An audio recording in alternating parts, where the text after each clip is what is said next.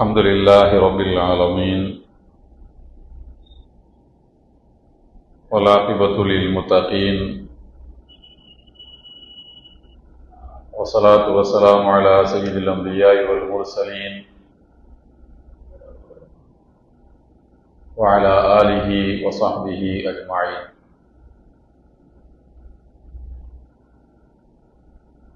أعوذ بالله من الشيطان الرجيم. وأنفقوا في سبيل الله ولا تلقوا بأيديكم إلى التهلكة وأحسنوا إن الله يحب المحسنين.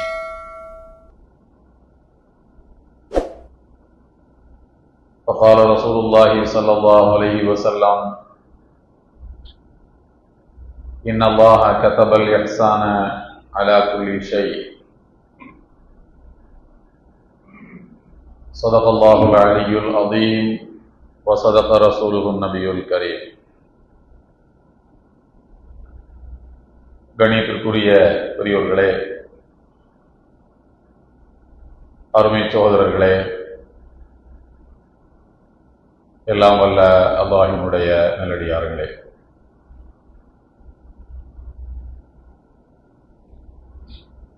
அல்லாஹ் ஜல்ல ஷானஹு தஆலா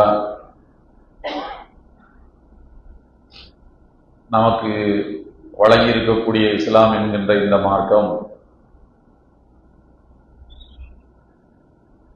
உன்னதமான பல கூறுகளை கொண்டது, பல அடிப்படைகளை கொண்டது. இஸ்லாத்தினுடைய மிக முக்கியமான அம்சங்களிலே ஒன்று சக மனிதனுக்காக இறங்குவதும் சக மனிதனுடைய நலனிலே அக்கறை கொள்வதுமாகும். ரசூலுல்லாஹி ஸல்லல்லாஹு அலைஹி வஸல்லம் அவர்கள் இதை அந்நஸீஹா என்று குறிப்பிடுகிறார்கள். நஸீஹா என்று சொன்னால் சக மனிதனுடைய நலனிலே அக்கறை கொண்டு அவருக்கு சொல்லால், செயலால், பொருளால் உதவிகளை செய்வதாகும். ஆனால் இந்த மார்க்கத்தை புரிந்து கொள்ளாத பலர் அல்லது தவறாக புரிந்து கொண்ட பலர் இதன் மீது காழ்ப்பையும் வெறுப்பையும் எல்லா காலகட்டங்களிலும் முதிர்த்து கொண்டே வந்திருக்கின்றார்கள். அப்படி காழ்ப்பையும் வெறுப்பையும் இஸ்லாத்தின் மீது உமிழக்கூடியவர்கள் கொஞ்சம் அதை படிக்க ஆரம்பித்தால், அதை சிந்திக்க ஆரம்பித்தால், இந்த மார்க்கத்தை அவர்கள் விரும்பி ஏற்றுக்கொள்வதற்கான எல்லா வாய்ப்புகளும் உண்டு. வரலாறு நெடுகிலும் இதற்கு பல சான்றுகள் இருக்கின்றன.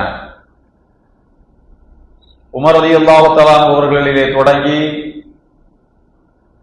அண்மை காலங்கள் வரையிலும் இதற்கு நாம் நிறைய உதாரணங்களை சொல்ல முடியும். குறிப்பாக ஐரோப்பிய நாடுகளில்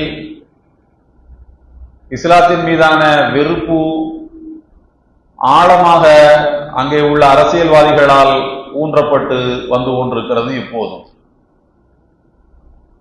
குறிப்பாக சுவிட்சர்லாந்திலே டேனியல் ஸ்ட்ரைச் என்கின்ற ஒரு அரசியல்வாதி சுவிட்சர்லாந்து பீப்புள்ஸ் பார்ட்டி என்கின்ற அரசியல் கட்சியின் மிக முக்கிய பொறுப்புகளிலே இருந்தவர். அவர் பொது வாழ்க்கையிலே பல உயர்ந்த பதவிகளை அடைய வேண்டும் என்று அவர் திட்டமிடுகின்றார். தான் வாழ்நாளில் அந்த நாட்டினுடைய உச்ச பதவிகளுக்கெல்லாம் சென்றுவிட வேண்டும் என்று அவருக்கு சில கணக்குகள் இருந்தன. அந்த லட்சியத்தை வெகு சீக்கிரத்திலே அடைய வேண்டும் என்பதற்கு அவர் மக்களிடத்திலே எடுத்து வைத்த வாதங்களிலே ஒன்று, இஸ்லாத்தினால் நம்முடைய நாட்டுக்கு ஆபத்து காத்திருக்கிறது என்கின்ற வாதம். அவர் அதை எடுத்து வைக்கின்ற போது, ஒரு நாள் நான் வெளிநாட்டுக்கு சென்று விட்டு சுவிட்சர்லாந்துக்கு வந்து விமானத்திலே இறங்க முற்பட்ட போது நம்முடைய நாடு வந்துவிட்டது என்கின்ற ஆர்வத்தில் நாம் இறங்க வேண்டிய டெஸ்டினேஷன் பாயிண்ட், இறங்க வேண்டிய இடம் வந்துவிட்டது என்கின்ற உற்சாகத்தில் நாம் ஜன்னல் ஓரத்திலே எட்டி பார்ப்போம் அல்லவா? அதைத்தான் அவர் சொல்லுகிறார். நானும் விமான நிலையம் வந்துவிட்டது என்கின்ற அறிவிப்பை கேட்டவுடன் நான் எட்டி பார்த்தேன். சுவிட்சர்லாந்து நகரம் எங்கும் என்னுடைய கண்களுக்கு ஆங்காங்கே மினாராக்கள் தென்பட்டன. இந்த பள்ளிவாசல்களின் மினாராக்களை பார்க்கின்ற போது எனக்கு மிகவும் எரிச்சலாக இருந்தது என்றுதான் அவர் அந்த வெறுப்பு பிரச்சாரத்தை தொடங்குகின்றார். இதை மக்கள் ஆரவாரத்தோடு ரசிக்கிறார்கள். அவருடைய தொலைக்காட்சி பேட்டியிலும் அவருடைய இன்ன பிற மக்கள் தொடர்பு நிகழ்வுகளிலும் இதை அவர் பிரச்சாரம் செய்கின்றார். அவர் அந்த கட்சியிலே கொஞ்சம் கொஞ்சமாக இந்த பிரச்சாரத்துக்கு பிறகு ஒரு செல்வாக்கு பெறுகின்றார். மெல்ல மெல்ல வளர்ந்து அவர் உயர்ந்த பதவிகளை பெறுவதற்கு தேவைப்படக்கூடிய பயிற்சிகளை எல்லாம் பெற்றுக்கொள்ள வேண்டும் என்று அந்த கட்சியினுடைய பொறுப்பாளர்கள் அவருக்கு வாய்ப்புகளை கொடுக்கின்றார்கள். ஒரு கட்டத்திலே அவர் புகழின் உச்சிக்கு போகின்றார். தனக்கு ஒரு பிரகாசமான எதிர்காலம் இருப்பதை அவர் உணர்கின்றார். இஸ்லாத்தின் மீது ஒரே ஒரு விமர்சனத்தை வைத்ததற்கே நாம் இப்படி புகழின் உச்சத்துக்கு போய்விட்டோமே, நாம் இன்னும் இஸ்லாத்தை விமர்சித்தால் இன்னும் மக்கள் நம்முடைய கருத்துக்களை ஆரவாரத்தோடு வரவேற்பார்கள், நாம் நினைத்ததை விடவும் சீக்கிரத்திலே உயர்ந்த பதவிகளுக்கு வந்துவிடலாம் என்று அவர் கணக்கு போடுகின்றார். கணக்கு போட்டு திருக்குரானை அவர் வாங்கி படிக்கின்றார். வாங்கி படித்ததற்கு காரணம் அதிலே உள்ள குறைகளை கண்டுபிடித்து மக்கள் மத்தியிலே பிரச்சாரம் செய்து செல்வாக்கை வளர்த்துக் கொள்ள வேண்டும் என்பதுதான். வாங்கி படிக்கின்ற போதே அவருக்கு ஒரு எண்ணம், இதிலே என்ன இருக்க போகிறது? முகமது நபியின் மீது புகழ் மாலை சூடுவார்கள், அவருடைய பாரம்பரிய பெருமைகளை சொல்வார்கள், அவருடைய கீர்த்தியையும் அவருடைய புகழையும் ஓங்கி முழங்குகின்ற வசனங்கள் தான் இந்த வேதத்தில் இருக்க போகிறது என்கின்ற கற்பனையோடு அவர் திருக்குரானை திறந்து படிக்கின்றார். படிக்கின்ற போது அவர் எதிர்பார்க்காத பல தகவல்கள் அவருக்கு அதிலே கிடைக்கின்றன. ஜீசஸ் கிறிஸ்துவை பற்றி, இறை தூதர் ஈசா நபியை பற்றிய செய்திகள் அங்கே இருக்கின்றன. அவருடைய தாயார் அன்னை மரியம் அலைஹிஸ்ஸலாம் அவர்களுக்கு என்று ஒரு தனி அத்தியாயம் இருக்கின்றது. ஈசா நபியினுடைய பாட்டனார், அதாவது மரியம் அலைஹிஸ்ஸலாமுடைய தந்தை இம்ரான் அவர்களை பற்றியும் அவருடைய குடும்பத்தை பற்றியும் ஒரு அத்தியாயமே தனியாக இருக்கின்றது. ஈசா நபியினுடைய பிறப்பு அங்கே சிலாகித்து சொல்லப்பட்டிருக்கிறது. அவருடைய தாயார் மாண்புக்குரியவர், வாய்மையாளர், ஒழுக்கமானவர் என்று அவரை பாராட்டுகின்ற அத்தியாயங்கள் இருக்கின்றன.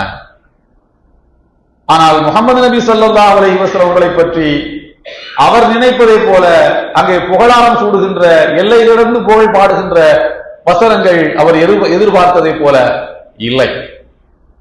இதையெல்லாம் பார்க்கின்ற டேனியல் ஸ்டைல்ஸ் மெல்ல மெல்ல திருக்குரானை இன்னும் ஆழமாக படிக்க ஆரம்பிக்கின்றார். ஒரு கட்டத்திலே அவர் மினாராவுக்கு எதிராக பிரச்சாரம் செய்வதை நிறுத்துகின்றார். ஆனால் இவர் கொளுத்தி போட்ட அந்த நெருப்பு சுவிட்சர்லாந்து முழுக்கவும் பற்றி எரிகின்றது.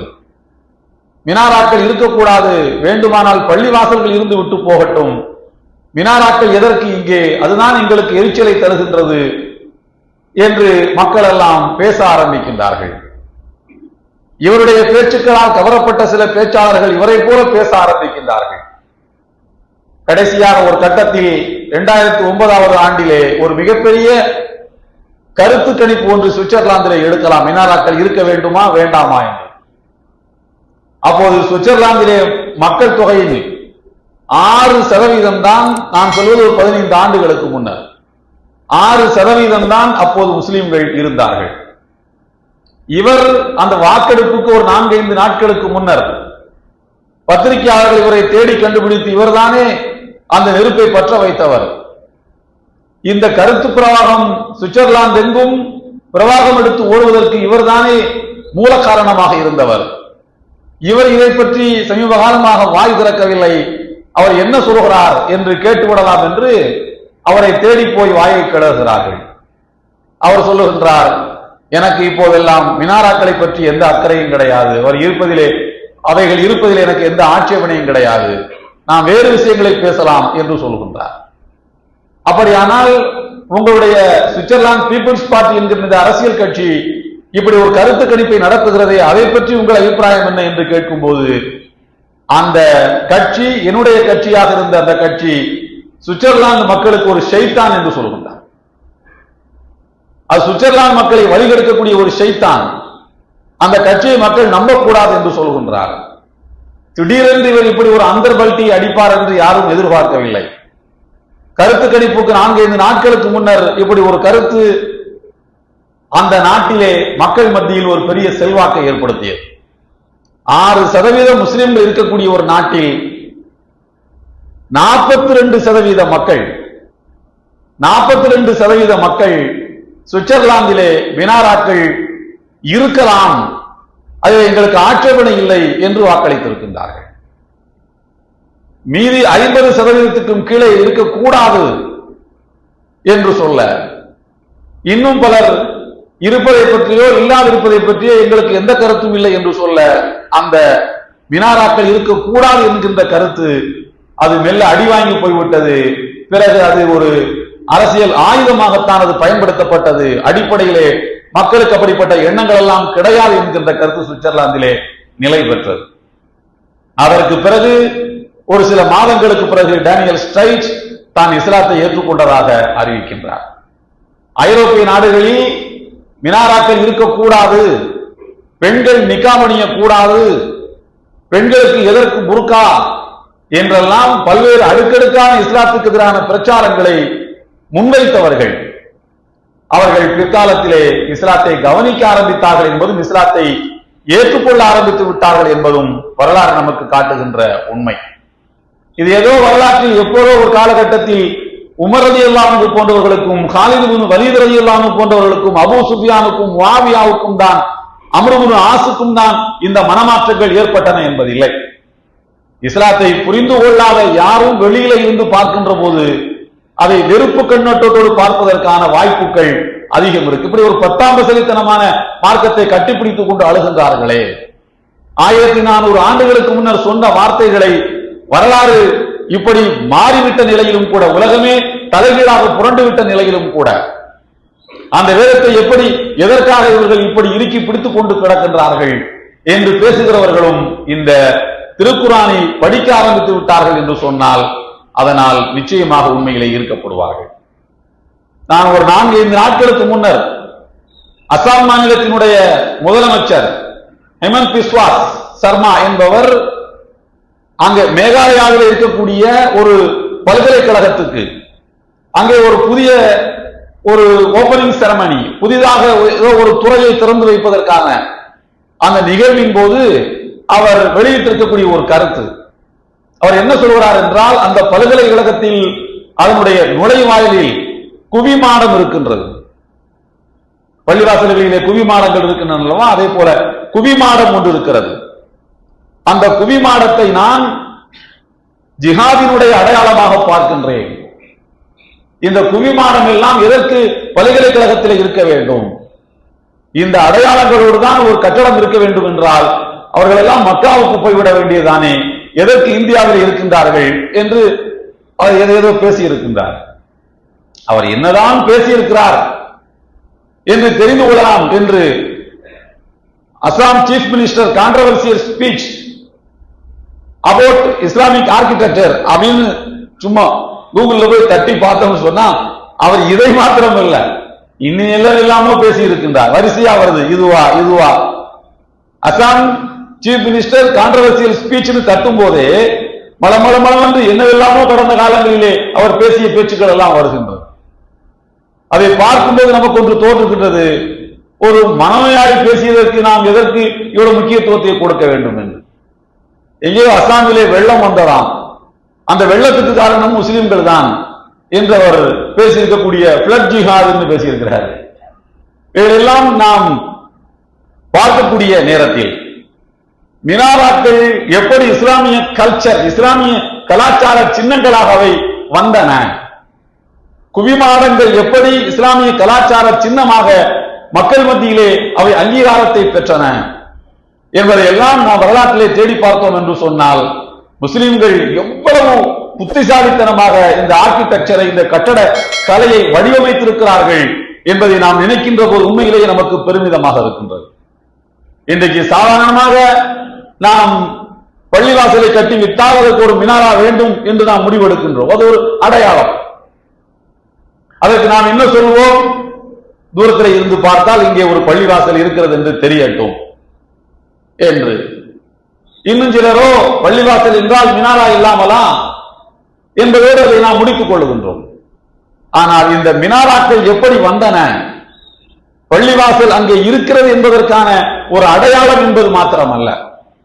இஸ்லாமிய வரலாற்றில் நாம் பார்த்தோம் என்று சொன்னால், அந்த பள்ளிவாசலில் அடையாளமாக வைக்கப்பட்டிருக்கக்கூடிய அந்த மினாராவினுடைய உச்சியில் பிறை வடிவத்தில் ஒரு அடையாளம் வைத்திருப்பார்கள். ஒரு பிறை ஒன்று இருக்கும், செம்புல, காப்பர், இந்த மாதிரி ஐட்டங்கள் அந்த பிறையை வைத்திருப்பார்கள். அந்த பிறையை அவர்கள் எப்படி வைத்திருக்கிறார்கள், எந்த அடையாளத்தை கொண்டு வைத்திருக்கிறார்கள், எந்த திசை நோக்கி அந்த பிறை இப்படி வாய் பிளந்து நிற்க வேண்டும் என்பதற்கும் அவர்கள் ஒரு நெறிமுறையை வைத்திருக்கிறார்கள். ஒரே ஒரு மினாரா மாத்திரம் வைக்கப்படுகின்ற பள்ளிவாசல்கள் என்றால் அந்த பிறை வாய் பிளந்து நிற்கக்கூடிய இப்படி இருக்கக்கூடியது, இந்த பிளந்திருப்பது மேற்கு திசையை நோக்கித்தான் இருக்க வேண்டும் என்று வைத்திருக்கிறார்கள். எதற்காக இந்த பிறை மேற்கு திசையை நோக்கி வாய் பிளந்து வைக்கப்பட வேண்டும் என்றால், பள்ளிவாசலுக்கு உள்ளே வரக்கூடியவர்களுக்கு எது கிபிலாவின் திசை என்று தெரியும். இது மாதிரி ஒரு ஆர்ச் இருக்கும், அதை முன்னோக்கித்தான் இது மேற்கு திசை, கிபிலா இருக்கின்ற திசை என்று அடையாளப்பட்டு தொழுது கொள்ள முடியும். ஜமாத்தி யாரு இல்லாம இருந்தாலும் 11 மணிக்கு வருகின்றோம், மதியம் 3 மணிக்கு வருகிறோம், பள்ளிவாசல்ல யாருமே இல்லை, எது கிபிலா? யாருக்கும் பெரிய ஆராய்ச்சி எல்லாம் ஒன்றும் தேவையில்லை. மெஹராபை பார்த்தால் தெரிந்துவிடும். இப்போதெல்லாம் கார்பெட்டுகள் கூட அதில் அடையாளங்கள் வந்து விட்டன. ஆனால் பள்ளிவாசலுக்கு வெளியில் இருக்கக்கூடியவர்கள், இங்காவது பெண்கள் வருகின்றார்கள், பயணிகள் செல்லுகிறார்கள் என்று சொன்னால், அவர்கள் அந்த மினாராவை பார்த்த மாத்திரத்திலேயே பிறை எந்த பக்கத்திலே வாயை பிளந்திருக்கிறதோ அது மேற்கு திசை என்பதை அடையாளப்படுத்துவதற்காக அந்த காலத்தில் வைத்திருந்த ஒரு நடைமுறைதான் அந்த மினாராவுக்கு மேலே இருக்கக்கூடிய பிறை வடிவம். ஒரு மினாரா மட்டும் இருக்கும் போது, ஒன்றுக்கும் மேற்பட்ட மினாராக்கள் இருக்குமானால் சில பிறைகளை அவர்கள் வானத்தை நோக்கி பிளந்ததை போல வைத்திருப்பார்கள். அது ஓட்டமன் எம்பையர், உஸ்மானிய சாம்ராஜ்யத்தினுடைய ஆர்கிடெக்சர் என்றும், அது டமாஸ்கஸ் நகரத்தினுடைய ஆர்கிடெக்சர் என்றும், அல்லது ஸ்பெயினுடைய கிரானடாவினுடைய ஆர்கிடெக்சர் என்றும் அதை பல்வேறு விதமாக வரலாற்று நூல்கள் சொல்லி காட்டுகின்றன. அது ஏன் வானத்தை நோக்கி பிறந்து இருப்பதை போல வைக்கப்பட்டிருக்கிறது என்று சொன்னால், அப்படி வைக்கப்படுகின்ற போது அந்த மினாராக்களுக்கு 3 அடுக்குகள் வைத்திருப்பார்கள். ஒன்று பெரியது, பிறகு அதைவிட சின்ன ஒரு வளையம், பிறகு அதைவிட சின்னது ஒன்று, இரண்டுக்கும் இடையிலே 10 அடி, 15 அடி, 20 அடி உயரத்துக்கு ஏற்ப இடைவெளிகளை வைத்து 3 அடுக்குகளை வைத்து மேலே பிறையை வைத்திருப்பார்கள். அப்படி மேலே வாய் பிளந்து பிறை இருப்பதை போல வைக்கப்பட்டிருப்பதற்கான அடையாளம் என்னவென்று சொன்னால், இறைவனே நீ எனக்கு தா என்று கையேந்துவதை போல, நீ எனக்கு தந்தால் தான் எங்களுக்கு நிறையும், இறைவனிடத்திலே பிரார்த்தனை செய்வதை போல ஒரு அடையாளத்தை பிறை வடிவத்திலே வைத்தார்கள் என்று இஸ்லாமிக் ஆர்கிடெக்சரை பற்றிய ஆய்வு நூல்கள் சொல்லுகின்றன. இதற்கான தனியாக ரிசர்ச் பேப்பரை இருக்கின்றது. எதற்காக இப்படி இந்த 3 அடுக்குகளை வைத்திருக்கின்றார்கள் என்று கேட்டால், அது முதலாவது ஈமான், பிறகு இறையச்சம், அதற்கு பிறகு இஹ்சான் என்கின்ற உள தூய்மை. இந்த 3ம் இருந்தால்தான் நீ அல்லாஹ்விடத்திலே துஆ கேட்பதற்கே தகுதியை பெறுகின்றாய். அப்போதுதான் உனக்கு கிடைக்கும் என்று சொல்வதற்காகவே இந்த 3 அடுக்குகள் வைக்கப்பட்டிருப்பதாக அந்த ரிசர்ச் பேப்பர்கள் சொல்கின்றன. இப்படி ஏதோ ஒரு அழகுக்காக வைக்கப்பட்டவை என்பதல்ல, ஒவ்வொன்றும் ஒவ்வொரு விதமான நுட்பத்தோடு தான் அந்த ஆர்கிடெக்சர்கள் வடிவமைக்கப்பட்டிருக்கின்றன. இஸ்லாமிய கட்டடக்கலை என்பது வடிவமைக்கப்பட்டிருக்கின்றது. இது மாத்திரம் அல்ல, இன்னும் இந்தியாவிலே எப்படிப்பட்ட இஸ்லாமிய கல்ச்சரல் கலாச்சார சின்னங்கள் எந்த அளவுக்கு இந்தியாவிலே நிறைந்து கிடக்கின்றன உங்களுக்கு தெரியுமா? தமிழ்நாட்டிலேயே 400-500 ஆண்டுகளுக்கு முன்னர் இருந்த இஸ்லாமிய கட்டடங்கள் உண்டு. தமிழ்நாட்டிலேயே உண்டு என்று சொன்னால் முகல் மன்னர்கள், முகலாய மன்னர்கள் கொடிகட்டி பறந்த வட இந்தியாவிலே எவ்வளவு பெரிய இஸ்லாமிய கலாச்சார சின்னங்கள் இருக்கின்றன. இவை அனைத்தும் நான் வக்ஃபுகளை பற்றி படித்துக் கொண்டிருந்தேன். கடந்த 2 வாரமாக படித்துக் கொண்டிருக்கிறேன் வக்ஃபுகளை பற்றி. மலைக்கத்தக்க அளவிலே முஸ்லிம்கள் வக்ஃபுகளை செய்திருக்கின்றார்கள். சச்சார் கமிட்டியினுடைய ஆய்வுக்கு பிறகுதான் வக்ஃபுகள் மேல் முஸ்லிம்களுக்கு ஒரு விழிப்புணர்வே வந்தது. அவர்தான் அந்த டோரை ஓபன் பண்ணி காட்டினார். இங்கே பாருங்கள் உங்களுடைய சொத்துக்கள் எவ்வளவு இருக்கின்றன என்று. இது எப்படி பகாசுர கரங்களிலே மாட்டிக்கொண்டு வருமானம் இல்லாமல் இருக்கின்றன என்பதை நீங்கள் நினைத்து பாருங்கள் என்று நமக்கு கண்களை திறந்து தந்தார். ஆனால் அவையெல்லாம் கண்டுபிடித்தது மாத்திரம்தான். கண்டுபிடிக்காமல் இருக்கக்கூடிய வக்ஃபுகள் முஸ்லிம்களுக்கு ஏராளம் இருக்கின்றன. வரலாற்றில் இன்னும் பார்த்தோம் என்றால் இந்தியாவில் முஸ்லிம்கள் ஒரு வளமான வாழ்க்கை வாழ்வதற்கு முன்னோர்கள் செய்த வக்ஃபுகள் என்று பார்த்தால் 13ஆம் நூற்றாண்டிலேயே வக்ஃபுகளை பற்றிய ஆவணங்கள் கண்டெடுக்கப்பட்டிருக்கின்றன. இந்தியாவில் மட்டுமல்ல சகோதரர்களே, இந்திய முஸ்லிம்கள் வளமான வாழ்க்கை வாழ்ந்திருக்கின்றார்கள். ஒரு காலகட்டத்தில் செல்வ செழிப்பான வாழ்க்கை வாழ்ந்திருக்கிறார்கள். எந்த அளவுக்கு செல்வ செழிப்பான வாழ்க்கை என்று சொன்னால், இங்கே இருந்து ஹஜ்ஜுக்கு சென்ற கனி தாதா என்கின்ற இந்தியா, தாதான்னு சொன்னா இந்த வயதுல மூத்த ஆளுக்கு தாதான்னு சொல்றது, வேற அர்த்தம் நீங்க நினைச்சிடாதீங்க. கனி தாதா என்று சொல்லுகின்ற ஒரு செல்வந்தர், அவர் ஹஜ்ஜுக்கு சென்றிருக்கின்ற போது மதீனாவுக்கு போகின்றார். அங்கே சென்று ஒரு கட்டடத்தை வாங்கி ஐத்தாமுல் ஹரமைனி ஷரீஃபைன், 2 ஹரமுகளின் பெயரால் ஏழைகள், அனாதைகளுக்கு, ஐத்தாம் எத்தீம்களுக்காக இந்த கட்டடத்தை நான் வக்ஃபு செய்கின்றேன் என்று எத்தீம்களுக்கு ஒரு எத்தீம் கானாவை அங்கே நிறுவுகின்றார். மதீனாவில் இந்தியாவை சார்ந்தவர். ஹிஜ்ரி 1300 ஒரு 120-130 வருஷத்துக்கு முன்னால அந்த எத்தீம் கானா எந்த தொய்வும் இல்லாமல் நடக்க வேண்டும் என்பதற்காக வேண்டி இந்தியாவில் இருந்து தன்னுடைய சொத்துக்களை எல்லாம் விற்று மதீனாவிலே போய் வியாபார நிறுவனங்களை நிறுவி அங்கே இருக்கக்கூடிய வருமானத்தை வைத்து அந்த எத்தீம்கானாவை நடத்துங்கள் என்று மதீனாவுக்கு வக்ஃபு பண்ணியிருக்கிறார். அதை ஒரு 20-25 ஆண்டுகளுக்கு முன்னர் மதீனாவினுடைய நீதிமன்ற ஆவணங்கள் அந்த குறிப்புகளை வெளியிட்டிருக்கின்றன. அதுக்கு பிறகுதான் அது வெளி உலகத்துக்கே தெரியும் இந்தியாவில் உள்ள ஒருத்தர் வக்ஃபு செஞ்சிருக்கிறார். அது மட்டுமல்ல, பாலஸ்தீனத்தில் காசா பகுதியில், ரமல்லா பகுதியில் அங்கே வாழக்கூடிய முஸ்லிம்கள் தொழுகை நடத்துவதற்கும் திக்ரு பண்றதுக்கும் ஜாவியாக்கள் என்று சொல்லக்கூடிய திக்ரு மஜ்லிஸ்களை அங்கே நிறுவியவர்கள் இந்திய முஸ்லிம்கள் நிறுவி இருக்கின்றார்கள். ஹைதராபாத் நிசாம் அதற்கு வக்ஃபுகளை செய்திருக்கின்றார். காசாவிலும் ரமல்லாவிலும் கடைகளை வாங்கி அதுல வரக்கூடிய வாடகையை வைத்து இந்த ஜாவியாக்கள் நடைபெற வேண்டும் என்று பாலஸ்தீனத்துக்கு வக்ஃபு செய்திருக்கின்றார்கள். ஏன் ரொம்ப நாம பெரிய ஆராய்ச்சி எல்லாம் பண்ண தேவையில்லை. இன்றைக்கும் கூட ஹஜ்ஜுக்கு போகக்கூடியவங்க சிங்கிளா போவாங்க பாருங்க, அல்லது ஆண்களாக ஒரு 4-5 பேரா போவாங்க பாருங்க, இவங்களெல்லாம் ஹஜ்ஜுக்கு புக்கிங் போட்டு முடிச்ச உடனே பண்ற முதல் வேலை என்ன தெரியுமா? இந்தியாவில் உட்காந்துக்கிட்டு ஆற்காடு நவாபுக்கு ஒரு ரெக்கமெண்ட் லெட்டர் போன் பண்ணி சொல்லலாம், நமக்கு உருது ஃபுளுவெண்டா வராதுங்க, நம்ம ஒண்ணு சொல்ல அவர் வேற ஒண்ணு புரிஞ்சுக்க கூடாது, பெருசா பழக்கமும் ஒண்ணும் கிடையாது, இல்ல இவங்கள்ட்ட சொல்லி அவங்கள்ட்ட சொல்லி எங்களுக்கு முதல்ல அங்க இடம் வாங்கிட்டாங்களா? எதற்கு? ஆற்காடு பில்டிங்ல தங்கினா தான் ஹஜ் பண்ண முடியுமா? எதற்காக அப்ளிகேஷனை போட்ட உடனே எதுக்கு இந்த வேலையை பாக்குறாங்க நம்ம ஆட்கள்னா?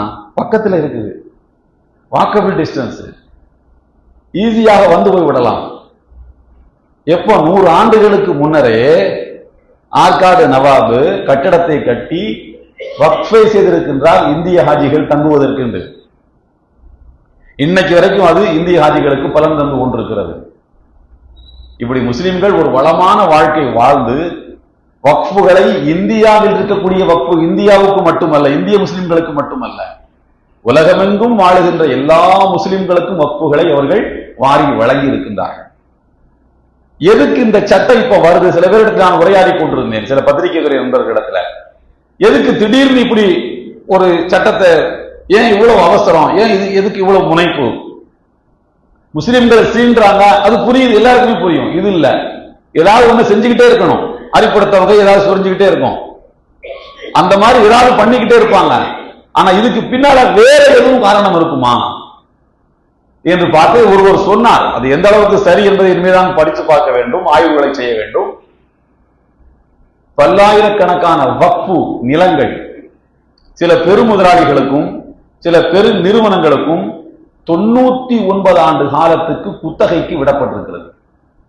பல ஏக்கர்கள் 99 ஆண்டு கால குத்தகைக்கு விடப்பட்டிருக்கின்றது. சுதந்திரம் எத்தனாவது சுதந்திரம்? இப்போ 77 76 முடிஞ்சு 77. கிட்டத்தட்ட இன்னொரு 15-20 வருஷத்துல சுதந்திரத்துக்கு முன்னாடி கொடுத்திருந்தா ஒரு 15-20 வருஷத்துல அவைகள் எல்லாம் முடிஞ்சு வரக்கூடிய கட்டம் நெருங்குது. அப்படி வரும்போது மறுபடியும் அந்த கட்டடத்தோடு அந்த நிலங்கள் முஸ்லிம்களின் கைக்கு பத்திரமாக போய் சேர்ந்து விடக்கூடாது, அனுபவித்தவனுக்கு அது கொடுக்கப்பட வேண்டும் என்பதும் ஒரு காரணமாக இருக்கலாம். பாய், நீங்க தான் அதை பார்த்துக் கொள்ள வேண்டும், இது எனக்கு தோடியது, நான் உங்களுக்கு சொல்கிறேன் என்றவர் சொன்னார். பல காரணங்களில் இது ஒரு காரணமாக இருக்கக்கூடும். மொத்தத்தில் நம்முடைய முன்னோர்கள் நமக்கு விட்டு சென்றிருக்கக்கூடிய வக்ஃபுகள் என்பவை மாத்திரமல்ல, நமக்கு விட்டு சென்றிருக்கக்கூடிய கலாச்சார சின்னங்களையும் பாதுகாக்க வேண்டிய கடமை பின்னோர்களாகிய நமக்கு உண்டு.